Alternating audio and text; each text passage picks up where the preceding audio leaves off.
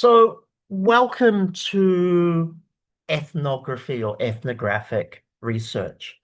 My intention tonight, or my objectives tonight, are the following. I want to understand the principles of and also define what ethnography is and what is ethnographic research, and that's across the disciplines. I want to understand why we choose ethnographic methods. And I last taught psychology with these notes, so I apologize. But actually, I do want to take a multiple or multidisciplinary approach to this. I also want to understand the advantages and disadvantages of using ethnographic research.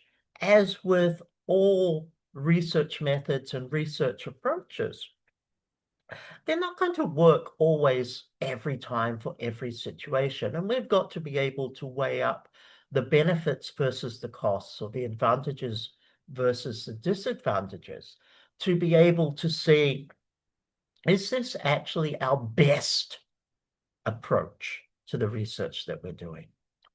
I want to also understand key decisions required as part of an ethnographic research study. And this one's important because it's not just about saying, yeah, I'm going to do an ethnography or I'm going to do an autoethnography. It's actually about the thinking process and the decisions that you as a researcher have to make in order to ensure that this approach is genuinely going to work for you. I want to understand and appreciate how autoethnography um, might contribute impact to your research. And I'm going to share a couple of examples that I've worked on and currently working on using an autoethnographic approach. And the final objective is to appreciate the ethics considerations that are involved in an ethnographic research study. Now, these aren't necessarily different to, say, conducting a focus group or doing interviews, but there are some unique facets and there are some unique perspectives that we must take into account. I want to start off with three case studies. Uh, the first case study is from LaQuant. I'm not sure if I've even said that right. 2004, Body and Soul from out of Oxford University Press. And LaQuant spent 3 years training in a Chicago boxing gym during the late 80s and 90s and fought in a tournament called Golden Gloves. Now, I'm not a boxer. I don't follow sports, so I'm not really sure if that's a big deal, but I have a feeling that it actually does have, something to play in this. But he trained, he observed, he gathered field notes, he worked with boxing magazines, life history stories, and interviews with boxers and trainers. And this was led by his interest in the Black American ghetto. Seemed to me impossible for reasons both ethical and epistemological to write about the South Side of Chicago without getting at least a rough sociological grasp of it at ground level. Now, I put this as a case study because it's an example of what one can do with ethnography. And there's a book I read at high school called Black Like Me, which to this day I don't know if it is true or fiction, but it sparked my interest in ethnography. It was about a white guy who played with his skin pigment to immerse himself into Black communities in the United States. And he wrote about his journey. And as I said, I don't know whether the book itself was fiction or non-fiction, but it sparked my interest in immersive research with communities.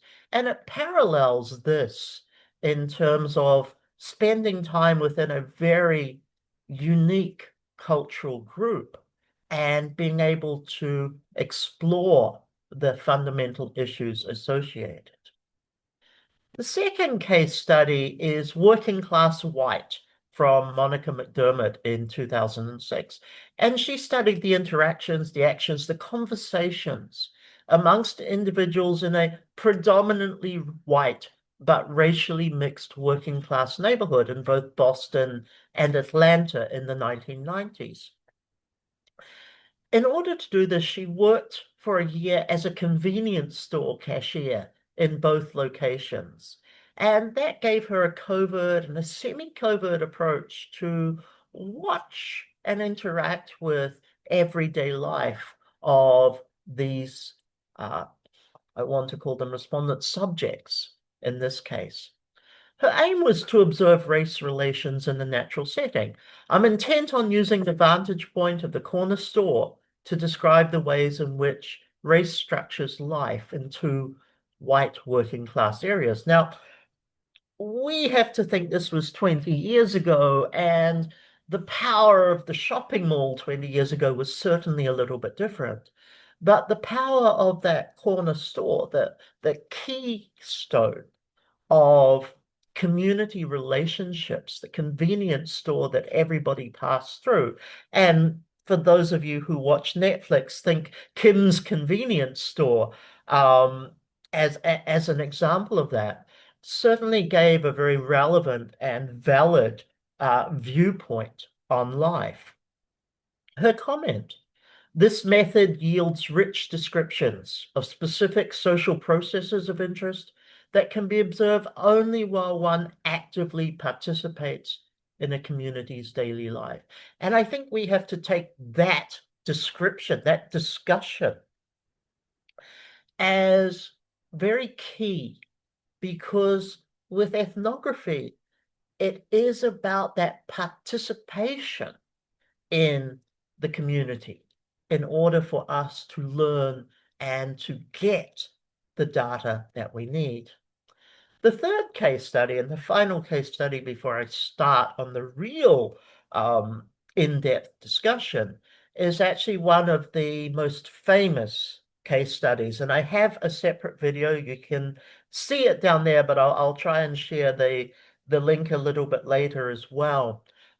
It's Tea Room Trade by Lord Humphreys. And Lord Humphreys was a sociologist who was doing research in the 1960s and 1970s. And this study, Tea Room Trade, was a study on or study of sexual deviance. And there's two parts to his research. First, there was a covert observational study of impersonal sex among men in public restrooms. And this was a challenge for the community and supposedly a challenge for the police at the time. And I'll come into that in a minute. And he adopted the concept of a watch queen, somebody who stood at the door of the public toilets. And if anybody suspicious came along, he'd scream out and everybody would stop what they're doing and leave.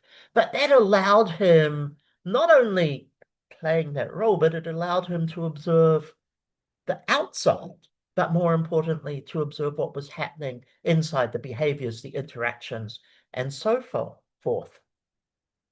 Following from that, he did a health survey. So, yeah, one of our early mixed methods people here, which is pretty cool. He would do a survey to gather personal information on the men who participated in the tea room. Now, here's the challenge. The men didn't know that they were part of a research project focused on this. After he did his watch queen role, he would follow various men to their homes and he would note down their addresses and he'd keep a file and he'd continue to do this over a period of time. Then around 6 months after those initial observations, he would go to the houses and in many cases, he would have the opportunity to meet the wives of the men and he would do a survey with the wives more so than the men themselves, but with both from what I understand. But he'd do a survey primarily with the wives and get a whole lot of other information. Now, this is ethnographic because he immersed himself in the culture. It's also one of the case studies that led to contemporary practices of ethics, the issue of informed consent, the issue of confidentiality. And whilst we may disagree with his approaches, something that was very respectful about Humphreys was that when the police raided his office, and demanded to have all of the information and the identification of all the gay men having sex in the public toilets. Humphrey said, no, this is confidential. And he went to prison, not for too long, a few days, I believe, but he went to prison defending his research and the right of the individuals to confidentiality. Now, this led us to two things. First, it really highlighted the need for informed consent. It really highlighted the need for confidentiality to be codified into the research that we do. And the second thing is it had a policy implication because his research showcased that actually the crime, well, I should say the perceived crime, the perception that police had about the tea room trade was wrong, and that there was actually zero crime as a result of the tea room trade, which meant police could re-examine their priorities. They took police officers off the public parks of the public toilets and put them back to where real crime was happening. So his had an ethnographic approach with ethical and policy implications. And I really do recommend take a look at our YouTube channel, the Third Degree YouTube channel, and I'll put that up. Have a look for my video on the tea room trade, and you'll be able to understand how the development of not only the ethics side of this worked, but also how the ethnographic side of this worked. Let's get into the topic, though. What is ethnography?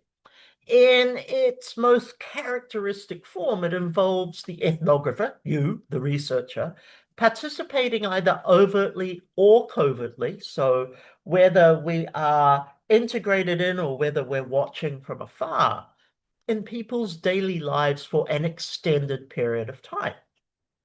It's not a one-off thing. This is somewhat longitudinal, although it may not be years and years. But like Lord Humphreys, it was at least 6 months for each individual.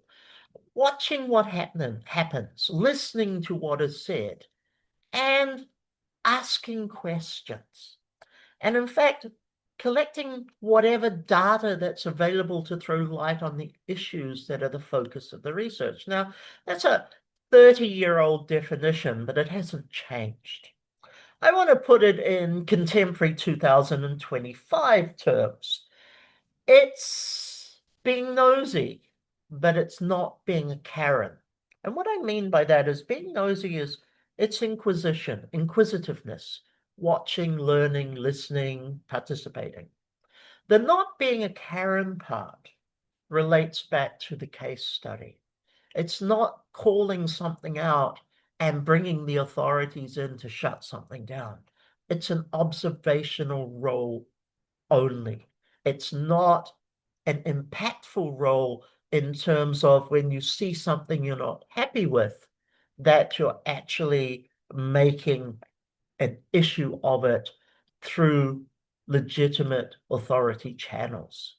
Now, our focus is really going to be on how do we get to be part of that community and how do we negotiate with ourselves as well? How do we negotiate the role that we play within the community?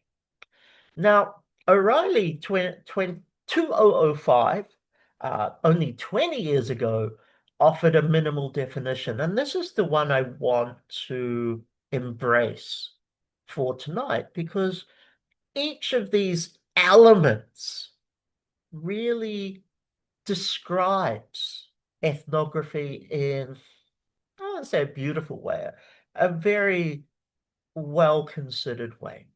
So it's iterative inductive research.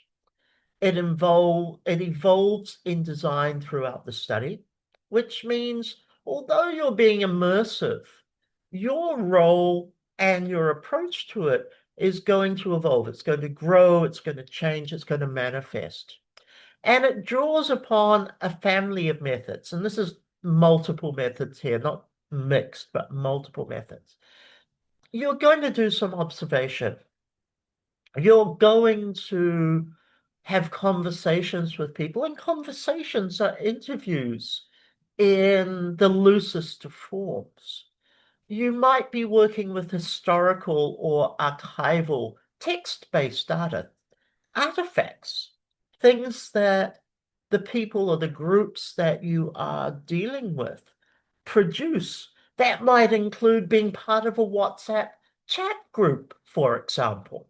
Um, it's going to be within the context of their daily lives. So this is cultural. Now, do understand that I'm not talking about cultural as in Aboriginal or Anglo-Saxon or anything like that.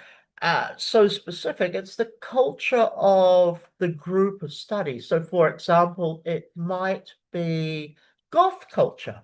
And many years ago, 30 years ago, when I was doing my master's, I had a friend who was doing her master's on cemetery parties and goth culture in Auckland, in New Zealand.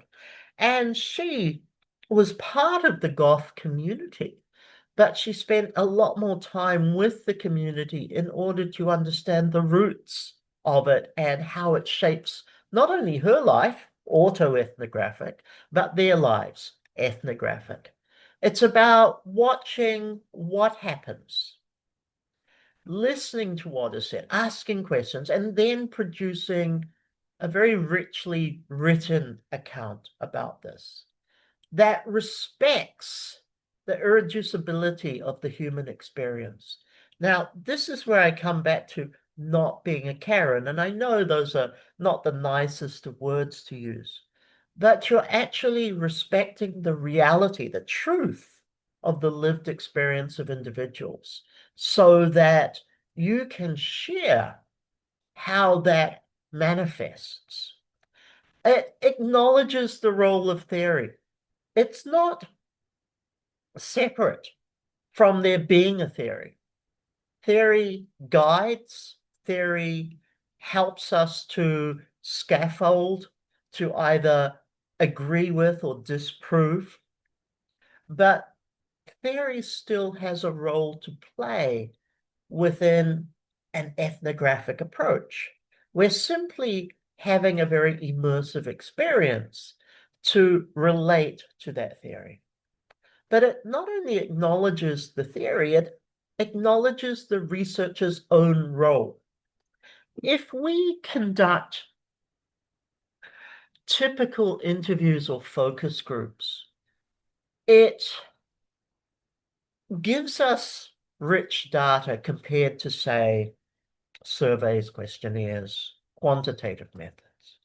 But in most cases, if we're taking a very flat approach to, say, interviews or focus groups, we don't look at our role in the research other than being the person asking the questions or facilitating the discussion. Ethnography actually takes into account what our own role is. And that brings us to our positionality, what effectively our own lived experiences and how they shape our worldview. But it brings us as part of the research, not just somebody on the outside getting data, going away and writing it up.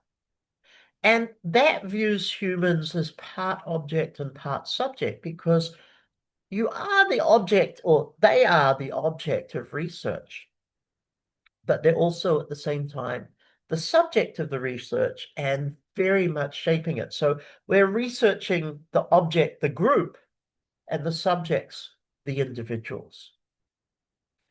Now, Taylor, 1993, offered this. It's immersion in a social setting for an extended period of time. It's making regular observations of the behavior of the members of that setting. It's listening to and engaging in conversations. It's interviewing participants on issues related to the topic, but maybe unobservable, so thoughts and reactions, as well to clarify things. So not only are we listening in, we're participating, but we're also probing a little bit to understand the emotion or the intention behind certain aspects. It's also about collecting relevant documents. And I earlier mentioned, it may be taking those artifacts, or it may be taking WhatsApp chat group discussions. So all of this becomes documents that help us along the way. So this becomes multi-method automatically, but it brings us into a deeper and richer collection of available data.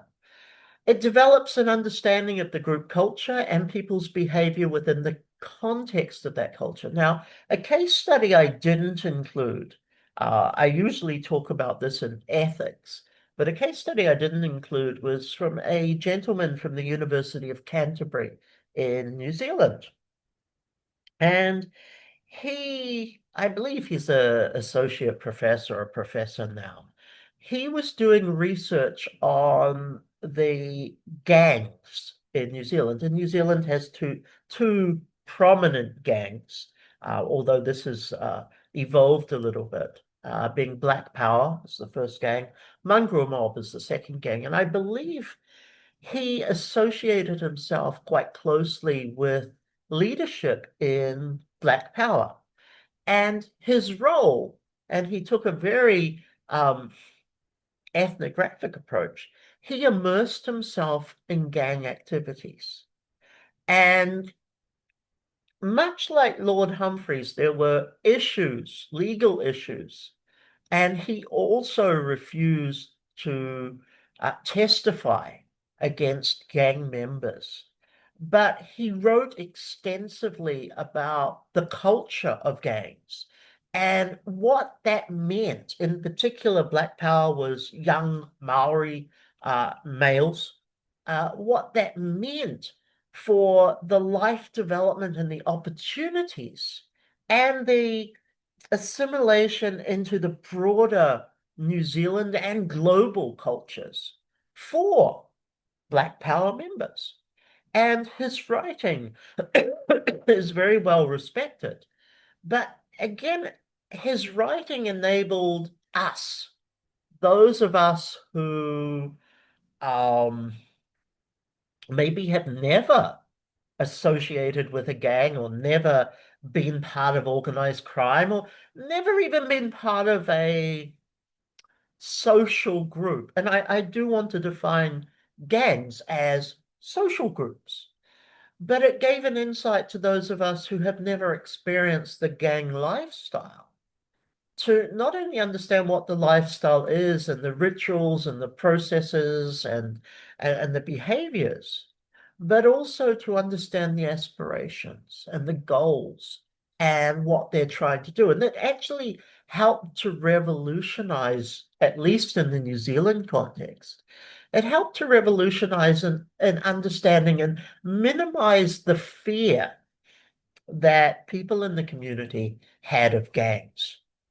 And this came through its writing up a detailed account of the setting. And that's what this gentleman's, this researcher's work did with respect to that. Now, as ethnographers, we have a number of tools. And, it's sort of put in two bubbles here, but you'll understand the relationship. It's formal interviews, it's informal interviews, it's participant observation, it's collecting text, it's collecting images. And that translates for us to have transcripts, field notes, documentary analysis. We have a lot of tools at hand. It's our purpose and how we use them is what makes ethnography or ethnographers work. So when do I use ethnography? And I'm back, 20-year-old research, O'Reilly 2005. Um, but the fundamentals are it's appropriately used for an inquiry that requires in-depth understanding. It requires rich narratives. It requires empathy and experience. Now, in-depth understanding and rich narratives are great if you're doing a typical old qualitative personal interview. Maybe you're popping out, you're interviewing a CEO, you're interviewing some people in the public part. That's fine. The empathy and experience doesn't come into that typical interview process. It comes into ethnography, and the empathy is the relationship with the people that you're researching. The experience is that longitudinal element that brings us an understanding over time. And that's the social phenomenon being studied over a period of time. We not only see or want to understand the phenomenon, but we want to understand the individual's lived experience of that. Now, understanding the social meanings constructed by individuals, the significance and the nature of the practices they engage in, these are topics that are not easily accessible through face-to-face interviews. You need to invest time. You need to invest yourself, your emotions into that. And you might say, well, Craig, emotions create bias. Sure, not wrong. 100%. That's part of your positionality. It's part of your evolution as a researcher, but it's also part of your narrative as you deconstruct all of the data that you've got and bring it together as a research study. It is going to involve ambiguity or ambivalence on part of the actor. The gentleman who was doing research on Black Power in New Zealand accompanied gang members on robberies, on shakedowns. He had to have a switch and say, you know what, to get my research, I've just got to go ahead with this. His ethical argument, as I recall it, was I observed, I never physically participated in the crime other than to observe it. I never took the money. I never threatened the persons. I never intimidated, although that one we might argue. In order to conduct research, we have to, or in order to conduct research ethnographically, we have to realize that in order to obtain the data that we want from our community of study, we might be put in a situation where we disagree with something. And that's where the ambivalence comes in. We've got to learn to turn off that emotion. We've got to remember to follow where the data is taking us, because that's the end goal, not our value position, but actually that being the end goal. So a quote, topics which involve examining processes of change, examining negotiated lived experiences, that's pretty much for all of us. Topics which see culture as constructed and reconstructed through actors' participations are especially suited to participant observation and ethnography. Ultimately, when you want depth, when you want a genuine understanding, ethnography is right. When you're looking at something that you can be arm's length from, superficial with, then you can just focus on some of the more typical, as I call them, flat methods, like, for example, interviews or focus groups. let's see what understanding it gives. So we'd probably jump to a natural conclusion that these make sense based on the earlier discussion. But it is a richness of data and account. It's a variety. And Gertz used the term thick description. I think we simply get a more intense understanding and possibly intense appreciation, even to the point Stockholm syndrome style. Okay, we might come to that a bit later, but we get a very intense understanding of the community, their actions, and the protocols and processes. It allows for complexity, it allows for ambiguity, which is a great thing because if we don't frame it from an ethnographic perspective, we often find complexity or ambiguity very difficult. We consider that outliers. We consider it hard to deal with, and we might reduce what we are, what we are actually able to write about. It engages with social actors in their natural settings. Now, this is important. It gives us that understanding, social relationships embedded in the context. Typical interviews. Say, for example, I want to understand your PhD journey. I do an interview with you. Now, most chances are I'll do an interview with you at a cafe or at a public space because I want you to feel comfortable. But that's not your natural setting. You may go to cafes, I go to cafes, but that doesn't make it our natural setting. Our natural setting for that research is the university department, your office, your shared space with other researchers, your supervisor's office, the place where you are conducting your research. And in fact, the only way for me to understand that is to shadow you or be a little bit more active in my research. Participate in that research with you as well. It's reflexive. By thinking back, reflecting on ourselves, but how we are changing as researchers as well.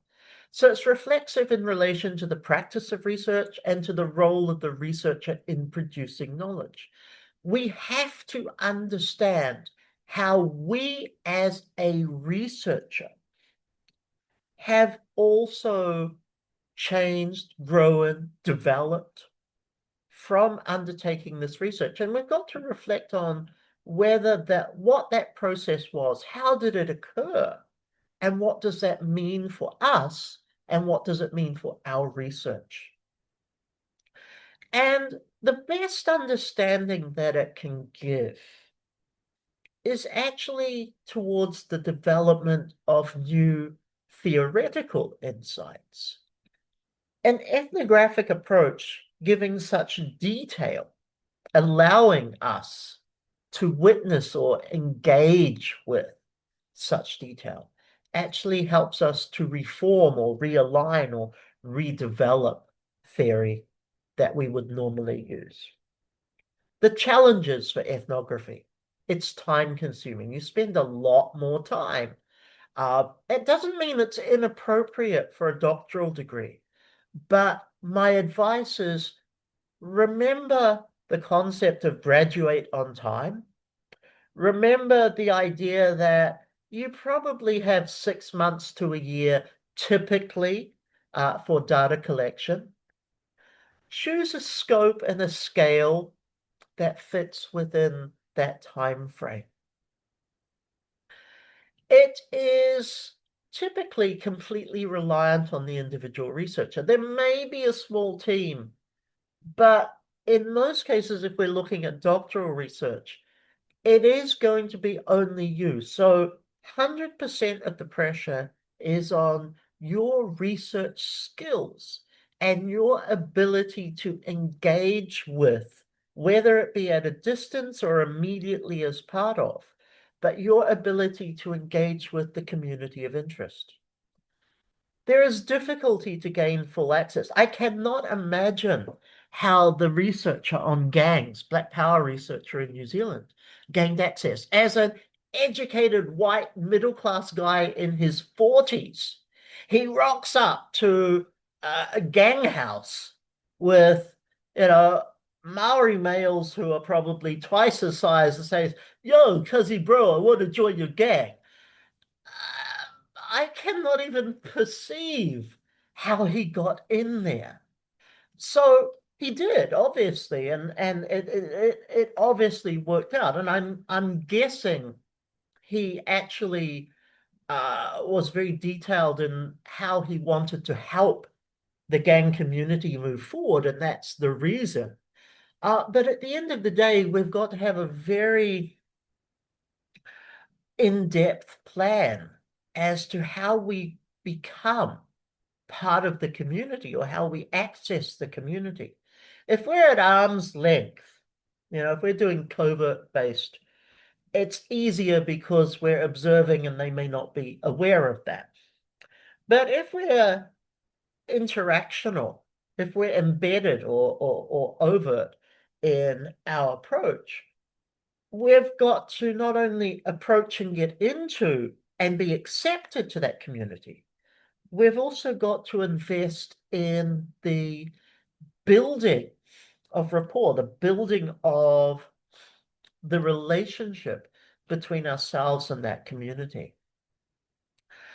It is difficult to achieve objective distance and the danger of going native. And this is the Stockholm syndrome idea. And I'm sure everybody's familiar with Stockholm syndrome, but Stockholm syndrome based upon a kidnapping, uh, hijacking, I don't know, kidnapping or hijacking scenario that happened um, where a group of people were held hostage.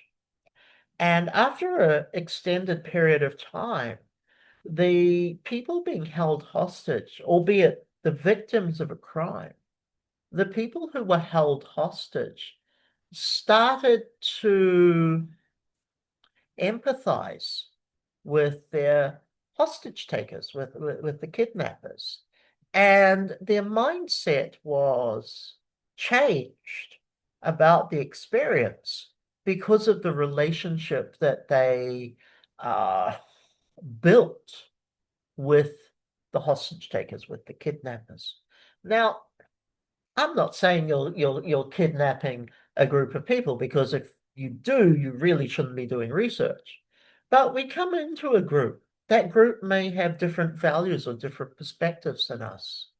But as we assimilate with that group, we start to take on board and accept and believe and practice their values. This is how radicalization um, happens in the political world, for example. Um, it's simply part of the research process that we've got to be able to find a way to stay distant from it.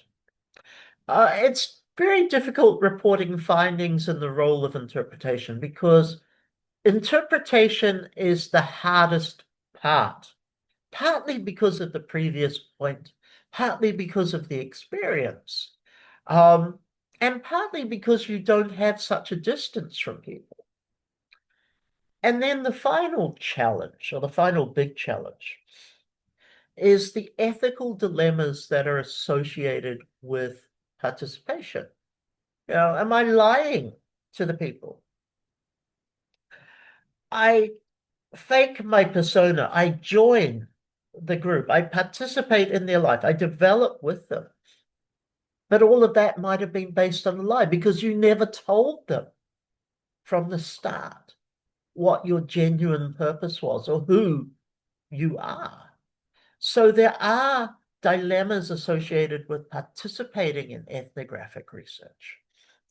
And even when we do auto-ethnographic research, ourselves, our own lived experience as the primary data, there are ethical dilemmas in that too, but we'll come to that later. So we have to ask ourselves, are we overt or covert? Overt means we are there, we are in, they know who we are, we're actively participating in it. They may not perfectly know our purpose, but we'll come to that. But we're in that group. Covert is we're watching from the outside. Now, you know, even when a researcher is known to be a researcher within one group, others might not be informed. So, for example, researching doctors, but the patients are unaware of the researcher's position. So, we've got to think about the issues associated with that. The diagram on the bottom left really just talks about the continuum, the spectrum between complete participant and complete observer. And it's not the best of diagrams. I actually realize now I want to redraw this in my own way. Um, but it gives an idea. You know, we're either fully immersed, we're partially immersed, or we're completely watching from a distance, or we're contributing to, but we're not really a big part of it. Now, it's kind of challenging to think of, but the question I have for you is, if you are doing ethnographic research, to what extent, A, do you wish to be or intend to be part of the community? And B, to what extent do you wish to communicate what you are doing? Now, that brings us into, I think, Hawthorne effect. If you tell people what you're doing, they will behave differently for you.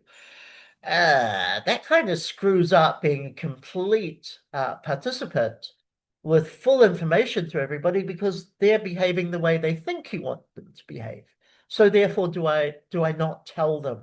Do I not reveal the fact that I'm researching them? Or do I say, for example, I'm going to be working with you guys, I'm going to talk about the fact that I'm researching your doctoral journey.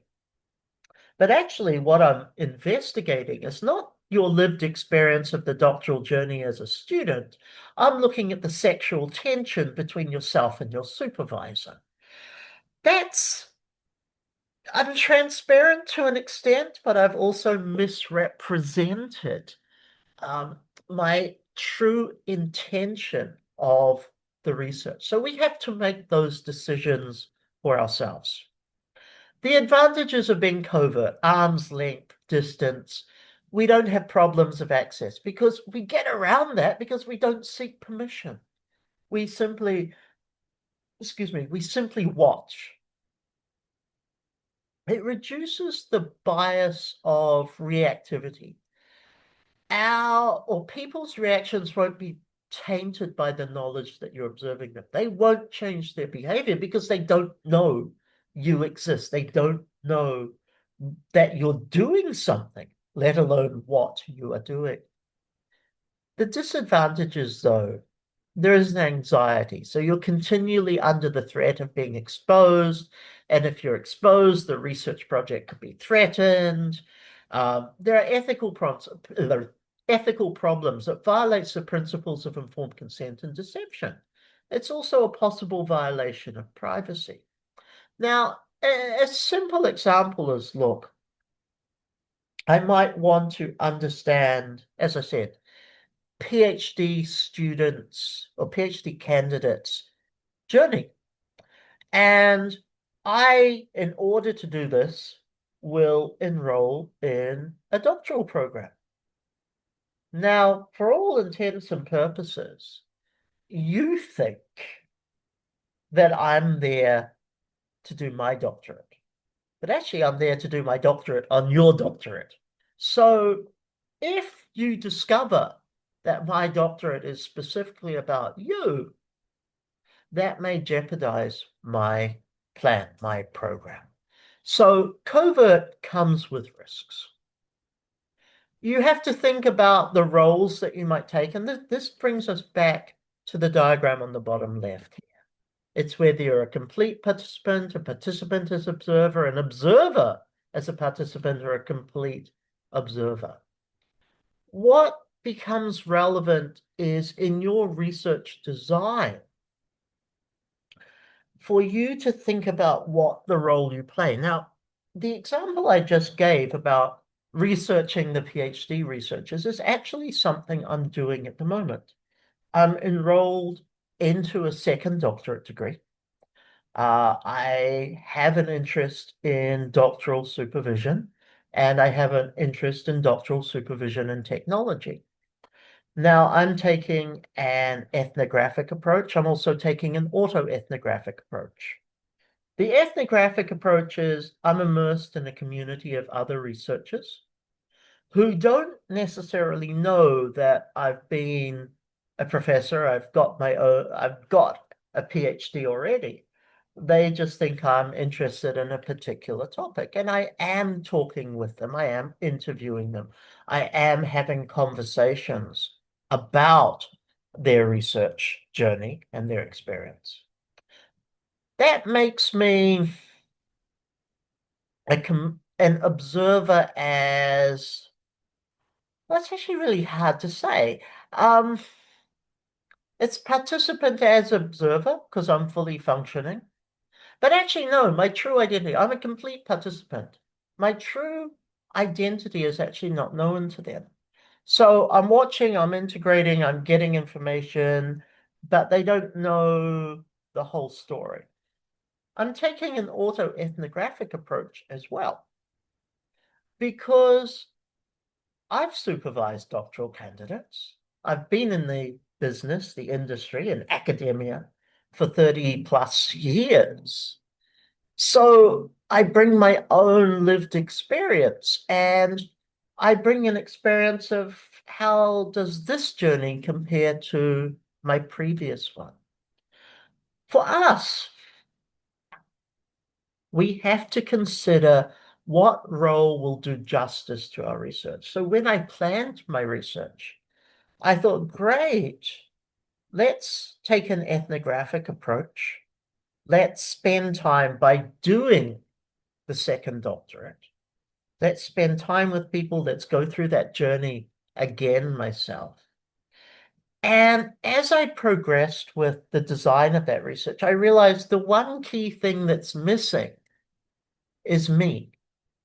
And that's the bigger part because I am better positioned than any of the other research candidates, any of the people I'm observing. I am better positioned than all of them to actually understand the meanings of certain things. So that gives me an autoethnographic approach as well. Now we have to rethink some of these roles, and it doesn't mean these are wrong, but when we rethink, what we recognize is that we adopt different roles at different times depending on the context. And this is where I said earlier, our relationship to the research, our relationship to the community of interest, our involvement or level, degree of involvement within the research is flexible. It changes over time, and we have to be prepared for that. So here's a few um, terminologies: total participant, researcher participant, total researcher. Kind of a rehash of this version. But these give us a chance to say, actually, how does my role develop as a researcher through the ethnographic research process? Now, I mentioned earlier the biggest challenge, or one of the biggest challenges, is gaining access, especially if we want to be overt. Um, but gaining access is the challenge. So getting access to the situation of interest will depend on whether it's open or closed access. Maybe it's easy. Maybe you join a class, you sign up to a university. Um, maybe you have to join a club or a society or a gang. Maybe you have to find a way into a family or into a clan group. That's different. So we have to look at, how do I use my contacts, different people, to gain access to, and I've called the organization, but let's call it the community of interest. How do we use context to gain that access? Um, Sometimes it might be helpful if you're being transparent, is to offer a summary of the research to the organization. The problem is that may influence how people integrate with you. But the honesty is everything approach can be beneficial and it may get you through the door. Now, most times you're probably going to be working with gatekeepers. So say, for example, I want to understand um, culture of universities. Instead of going to a research supervisor, I might go to the head of HR and say, look, I'm trying to do some research. I'm trying to understand this. Can I get a TA position for 6 months? Or can I get a liaison position for 6 months so I can conduct my research? And that's going through a gatekeeper. If we go back to the second case study, the lady who was doing community-based research, who got a job at the convenience store. The gatekeeper was the convenience store. She got the job that got it into the community. Now, that one's a little bit different because she may not have ever expressed why. But the gatekeeper part was the fact that she had to get that job in order to position herself at the heart of the community to do the observations that she is doing. Um, Provide a clear account of your research aims and methods, listen to concerns. That's kind of an obvious thing if you're being transparent. And it's also co-creation to an extent, because they can help you structure research that will benefit everybody in this respect. Be prepared to negotiate, to compromise in terms of access. Much like ethics, everything is a negotiation.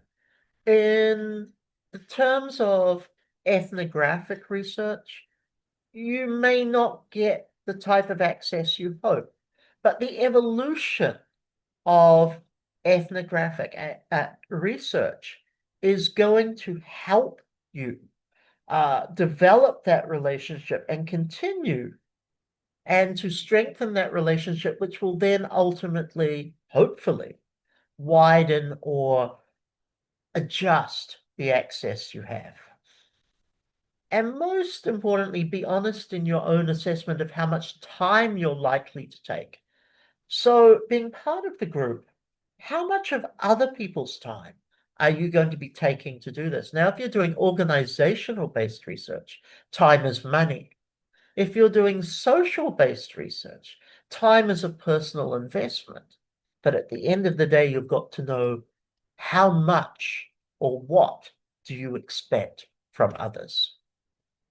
Now, once you have access, you've got to work with the fact that people may be suspicious. You know, maybe they think you're working for the government, you're working for management, you're working for the police, all number of things. And I think that's a valid concern, especially if they know what you're doing. They may have concerns that negative comments you make could get back to others in the community or cause them trouble. And this is, investigating illegal activities such as prostitution or drug use. And this is the gang example, because the researcher, could have testified in court against gang members for what he saw, but he chose to take what he considered an ethical approach, a research first rather than public first approach, and not cooperate with prosecution and police for that. They may put up a front of cooperation, but they're not going to be completely open or honest in what they say. And this is part of the rapport building. Over time, this develops. Over time, their walls come down and they talk more, they say more things.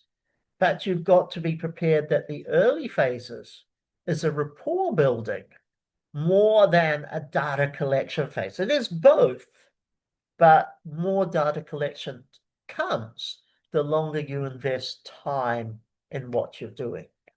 So what can you do? First, you legitimize yourself, demonstrate your understanding, your knowledge of what you're looking at, including your own experience, and demonstrate an empathy and towards and an understanding of the problems and the challenges the community of interest face. And most importantly, show you are trustworthy. If something's confidential, keep it confidential. And be non-judgmental if people reveal things to you. This is the comment I made very early on. Don't be a Karen. You're not there to judge. You're there to learn. You're there to report. You're there to explain, and you're there to extrapolate. You are not there to judge.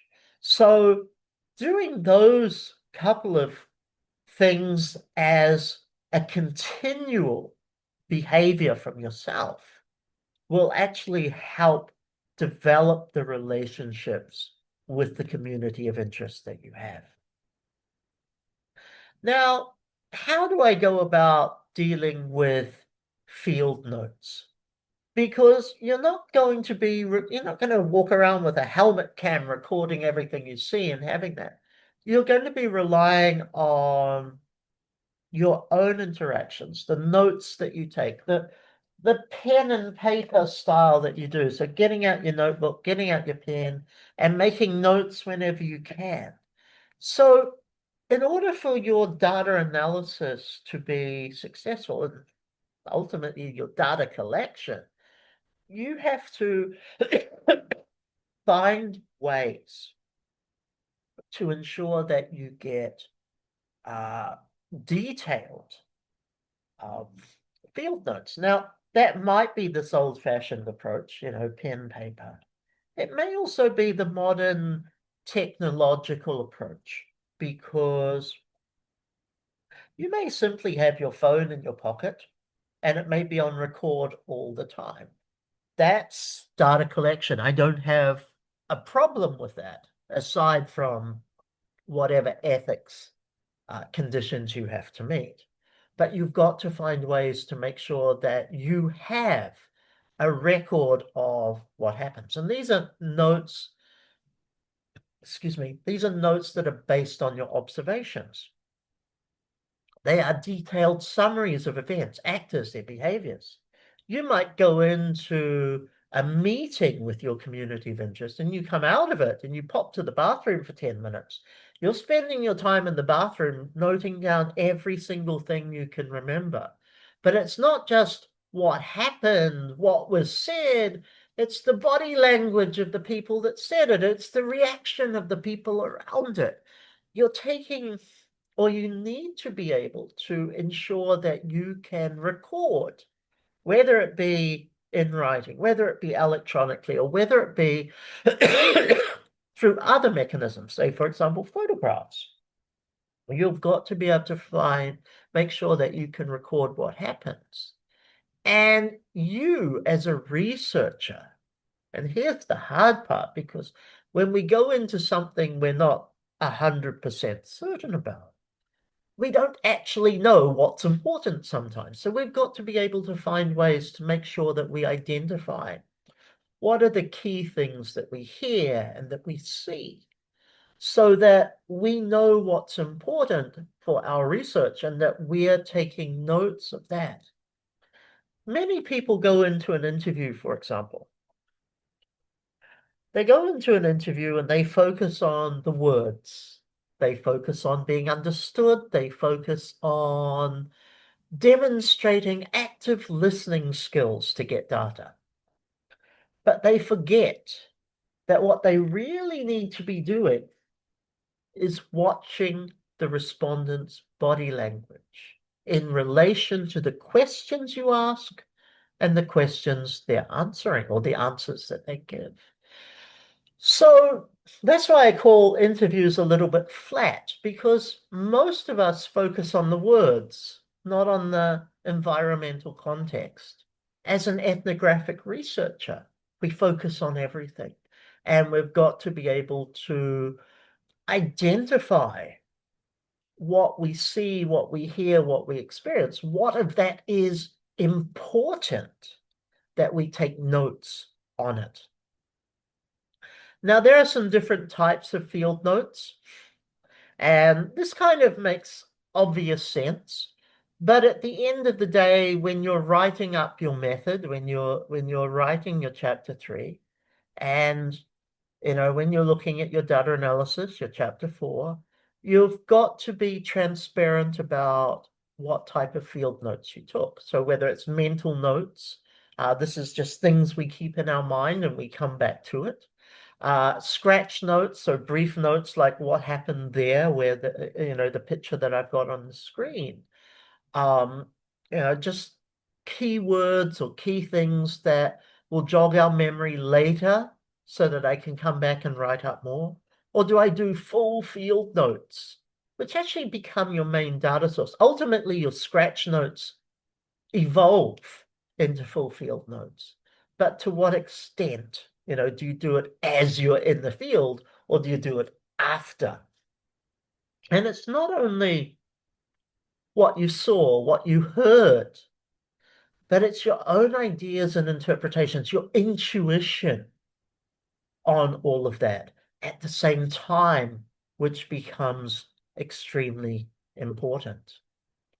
Now, there are some guidelines for constructing field notes.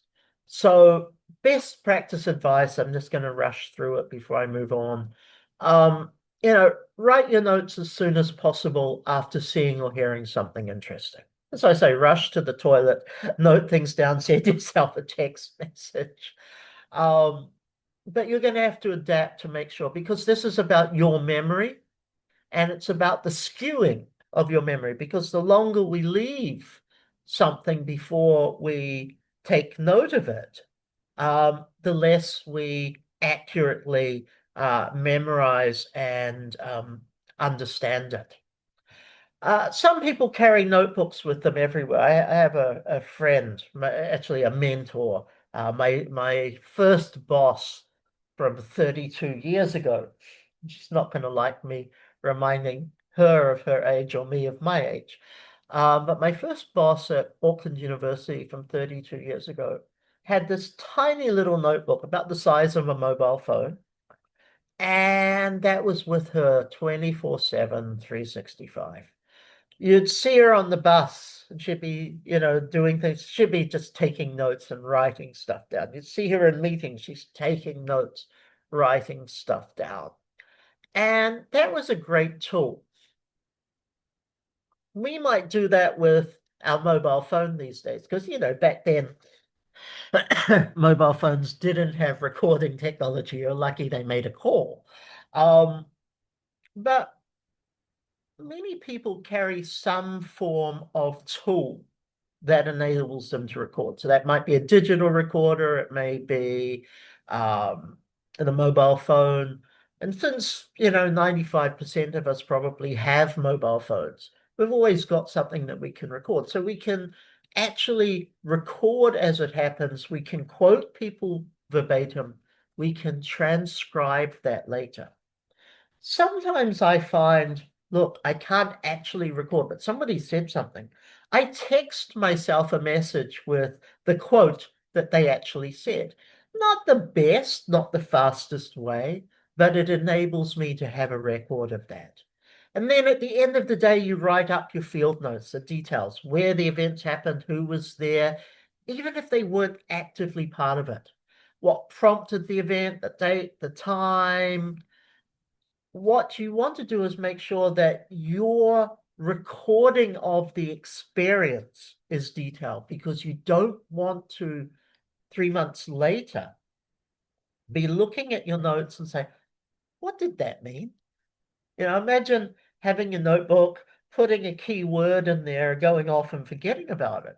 And then as you come to start looking at your data, I have no idea what that was. And you've lost, because of your own memory, you've lost a moment of understanding of what it is. So if in doubt, write it down. you're actually better to have more data than less data. But be discreet. Don't walk around like a journalist detailing notes. Don't be so obvious that you're reminding people that you're watching them, because that's going to influence their behavior, and that's not going to be good. In terms of field work, things that skills that you need to develop, I guess, things that you need to consider is language. This is not just, English, Chinese, Spanish, Russian. This is the colloquial language that is used. So, for example, the researcher who was doing Black Power gangs in New Zealand, as an educated person with a doctorate, who probably spoke like a typical middle class gentleman, is going into a gang environment where there's a lot of swearing, a lot of profanity, a lot of colloquialisms. He's going to stand out as being very, very different. We have to develop communication skills that enable us to build that relationship with the groups that we're with. Remember about being a novice. This is our first time. We'll make mistakes. Acknowledge your mistakes, even in your write-up. Acknowledge the challenges. It's all part of the learning experience that we have. We have to develop the skill of hanging out, the skill of patience. The challenge, or an aspect I personally don't like with some forms of ethnographic research, is you spend a lot of time sitting around talking shit. You're not always going to get what you need at the time you hope you need it. You have to invest a lot of time, and you've got to engage with, either through observation or through interaction. You've got to engage with a lot of stuff that doesn't ultimately contribute. So be prepared to be patient. Have an openness to local agendas. And what I mean by that is, look, your participants are a community that have goals. You have to be open to understanding what their goals are and exploring ways that you can actually contribute to those goals. You need to keep that critical edge, that distance. What I talked about earlier, going native, not advised, the Stockholm Syndrome thing. Always work towards maintaining objective for yourself, even though you are role playing to some extent, being part of that community. Not everything you see you will agree with, but not everything you disagree with you should speak up about. So that's a cautious line, and that's challenging. Make sure you focus on a systematic recording of your observations. And also, as you've got all of these details, and as you're sitting outside, maybe back in your office or back in your home, map the relationship between the details and the patterns that you're observing, because you're building an ongoing picture as to what is happening, which is about the quality of ethnographic observation. And my observation is, despite having taught this several times at different places, I still cannot spell observation. So let's look at quality of ethnographic observation, because this is a challenge that researchers have, that ethnographers have. It's a challenge that we have to make sure that we have credible and robust research data. And ultimately, the credible and robust research data is what's going to make our research not only stand out, but have meaningful impact. Now, there are 5 criterion to subjective accuracy. And, ethnographic research is very subjective, probably at the best, the definition for it. Um, so we've got to deal with how do we ensure accuracy. So there are 5 elements. One is time. The longer we spend with a group, the greater the greater the likelihood of there being accuracy. The more details we get, it's reinforced. But the flip side of that is the Stockholm syndrome argument, brainwashing, the chance of developing a bias that we didn't have. Now, I think about that in terms of my own life.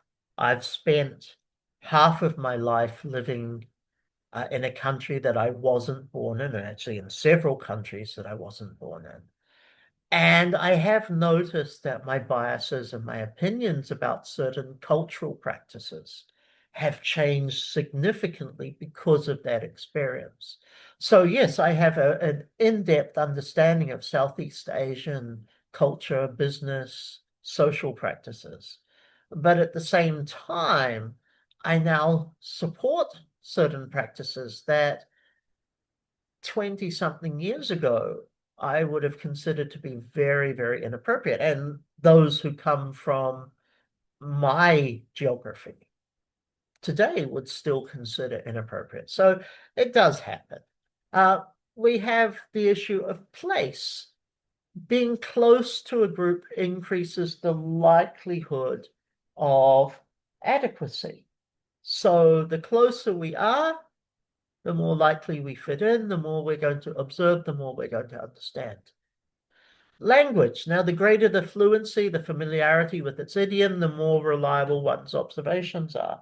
And this is not just the English, the Chinese, the German, that it's the cultural, the subcultural, the contextual language, the tones, the uniqueness of what is said.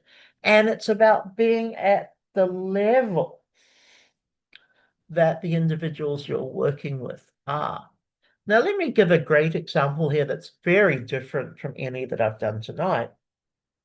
I'm working with a doctoral student, doctoral candidate at the moment, who's doing education-based research. Her research is on the teaching of language with early years primary school children. Now, she's doing, in part, an ethnographic approach to her research. There's a lot more to it, but this is an element or a part of it. In order to work with children who are 5, 6, and 7 years old, she can't speak like me. She has to change her language, her communication skills, to be appropriate for a group of 5, 6, and 7-year-olds. That's what we mean by language here. We've got to adjust our communication strategies and our styles and our delivery to suit the individuals that are being observed. There is intimacy. The greater its degree, the more accurate is one's interpretation. This simply means participating in the group. Intimacy isn't sexual connection definition of intimacy. The intimacy is the closeness and the development of those relationships and the ongoing, regular, consistent participation within the group. And confirmation, the more one can confirm a consensus with the group regarding interpretation, the more substantive our findings are. And this is triangulation.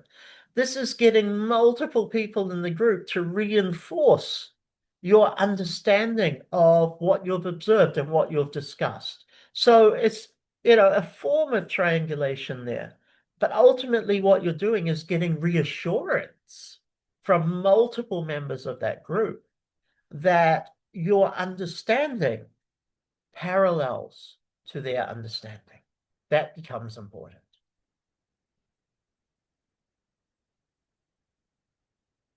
Now, somebody in the group chat a couple of weeks ago said, hey, can you please do a session on autoethnography? And I thought, this is my chance to put it in here tonight.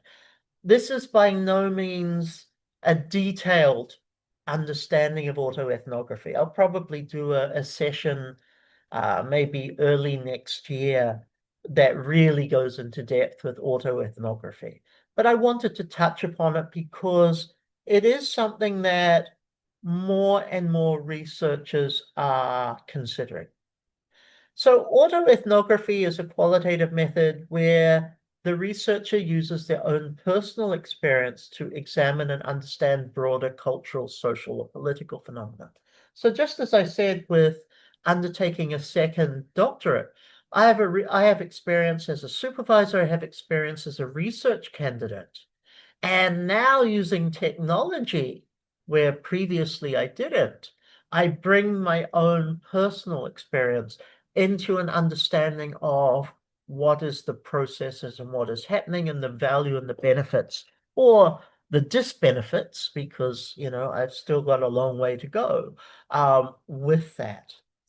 It combines the idea of autobiography, our personal story, with ethnography, which is the cultural analysis, treating the personal experience as a lens through which to interpret the cultural beliefs, the practices, the meanings. And the goal is to connect individual stories to a wider social or societal understanding through reflexivity, through that deep self-reflection on how we are evolving and how we are changing. The key aspects of autoethnography are researcher as a participant. So not am I an outsider looking in, I'm I'm an insider looking in. It's about self-reflection. It's that cultural connection. Now, culture doesn't mean, again, it doesn't mean Maori, Aboriginal, uh, so forth. It's the culture of the group, the culture of the community of interest. So whether that be gang culture, whether that be organizational culture, there's a very wide meaning and interpretation that we have here and how that applies to us. It's about subjectivity and emotion. Yes, we are definitely very subjective. We've established that, but my emotional connection to my research, on top of my emotional connection to myself, my lived experience, is going to come to the forefront of how I represent my voice through my research, through my data analysis. That gives us a very narrative, a very evocative storytelling approach. It's not um, it's not typical academic research. It's not that usual style of academic writing. That will fit in. Yes, that will fit into your literature review. That will fit into your methodology chapter. But your analysis, your conclusions are going to have a much more personal feeling. Let me give an example. I just submitted a paper today to a journal, and the paper is actually on how doctoral candidates should approach qualitative research. And it's kind of a dry topic. I can write a very academic perspective on these are the things you do, these are the steps. And I chose to write it as a personal story. I discussed it with the journal editor first, who liked the idea. And I wrote it as basically an autoethnography, my own lived experience approaching qualitative research and the decisions that I faced and the challenges that I faced and how I overcame them. And I've actually written a 4,500 word submission that really is evocative in its approach. Now, the interesting part here is this is an autoethnography. Myself as both a research candidate in the past, as a qualitative researcher, and as a supervisor, talking about these issues from my own lived experience, from my own personal and professional career over time. Now, I'll share that article with you, hopefully in December, because assuming all goes well, it's slated for the December edition of this journal. Bit of peer review first. But I'll share that with you, and you'll be able to see how we can take a very academic study, but also bring an autoethnographic approach to it. And that kind of brings us to the last part on the key aspects of autoethnography. It's about critique and contribution, and this is the reflexivity as well. We have to critique our own experience. We have to challenge ourselves as to, were we right? Did we do everything we could have done? We have to treat ourselves as a participant that we have limited connection to in order to analyze. This is not judgment, this is analysis. But we have to be able to put ourselves into the critique shoes for ourselves. And it's very hard. The irony here is most of us are our own harshest critics, but that's internal in our head. The conversations many of us have with ourselves about, stupid Craig, why did you do it this way? You should have done. Now we have to put that into writing. We have to make that a narrative. And that is hard because critiquing ourselves internally is one thing. Nobody hears those conversations. The moment we put it in writing, we've changed the dynamic. The purpose of autoethnography is to gain a deeper and more intimate understanding from an insider's perspective. It's also a fantastic challenge to traditional research methods by making personal and subjective central to the inquiry. And some people might say, well, autoethnography kind of borders on creative research methods. And to an extent, actually it does, but it's how do we collect the data that's the creative element. But it does challenge traditional methods because traditional methods are choosing a group that we don't have an association with and learning, or we have an arm's length association with. This we have a 100% overlap with. The purpose for the wider audience, for the wider scholarly community, is to foster empathy and understanding by making cultural experiences. And please understand, I use that word in a very broad manner. But by making those experiences accessible, relatable through embodied and personal stories. And this is where I'm going to come back to a moment to the book Black Like Me that I mentioned from my teenage years. I still, and I probably should go and check it out one day. This book, although it probably was likely a narrative of fiction, it read like an autoethnographic approach to a period of this individual's life. And that's the embodied personal stories. It piqued interest because it opened a window on something I had not thought about. And that's the value of autoethnography. It's that really depth personal story, so that as you're reading, not from a novel perspective, but as you're reading, you can view the experience as the individual did. And then you can understand the analysis that they make. And it does serve as a tool for critique, for social justice, for reclaiming marginalized or overlooked voices and experiences within the community. So it has potential to shape policy. It has potential to shape community development. And it gives a personal contrast to a flatter qualitative approach, and certainly a very personal contrast to a quantitative approach, which tells us the patterns, but doesn't showcase the stories that are part of it.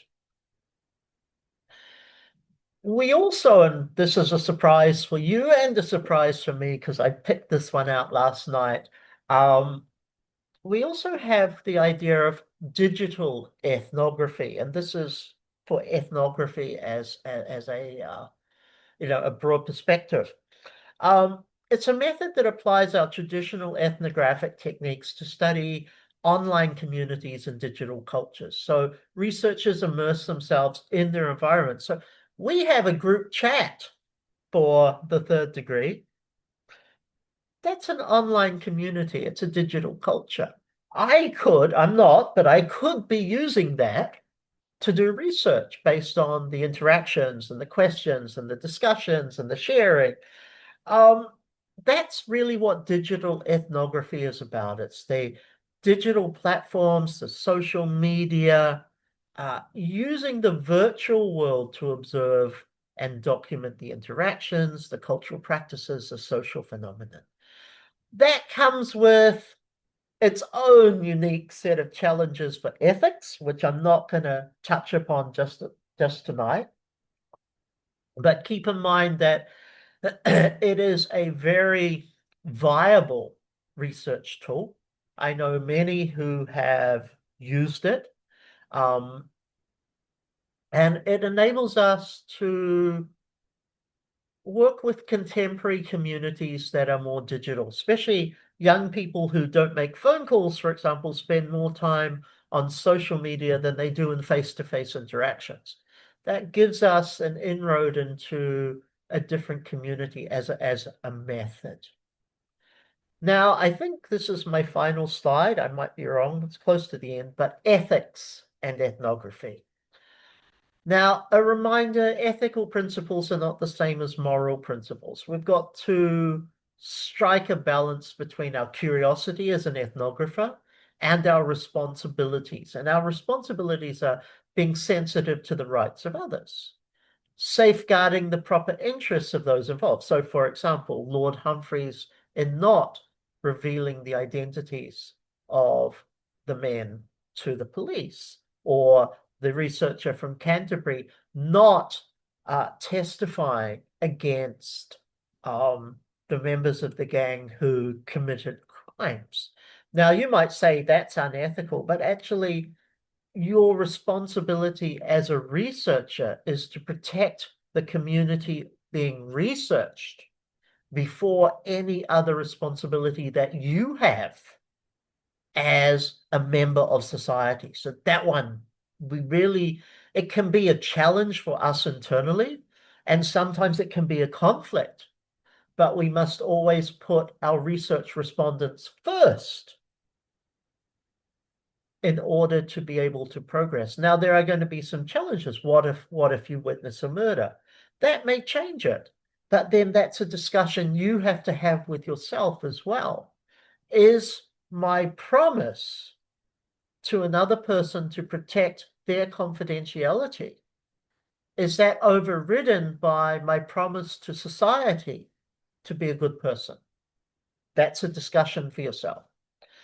It is about reporting findings accurately and truthfully. It's not about reporting your judgment, not being the Karen.